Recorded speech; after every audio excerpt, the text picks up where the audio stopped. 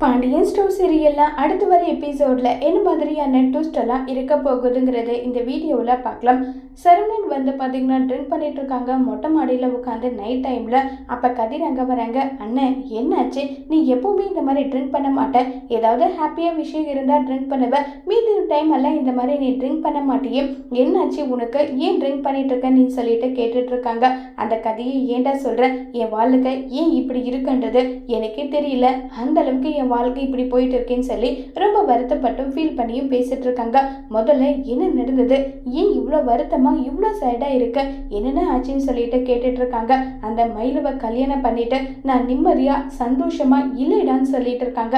அன்னிக்கிட்ட நீயும் நடந்துக்கிட்ட விதம் எல்லாமே வீட்டில் வந்து அம்மா சொன்னாங்க, ஆனா அது என்னால ஏத்துக்கிற மாதிரி கிடையாது, பத்தி எனக்கு நல்லா தெரியும், இருந்தாலும் ஏன் இப்படிப்பட்ட விஷயத்த சொன்னாங்கன்றத என்னால ஏத்துக்கவே முடியலன்னு சொல்லிட்டு இருக்காங்க.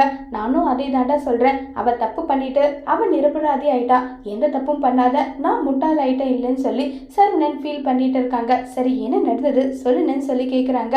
வேண்டாடா, என் கஷ்டம் என்னோடய போகட்டும் விடு அண்ணன், நான் வந்து உன்னுடைய கஷ்டத்தை ஒட்டு மொத்தமா தீர்த்து வைக்கிறேன். சரவணன் உண்மையை சொல்லுவாங்களா இல்லையாங்கிறத வரப்போற எபிசோட்ல வெயிட் பண்ணி பார்க்கலாம். தேங்க்யூ.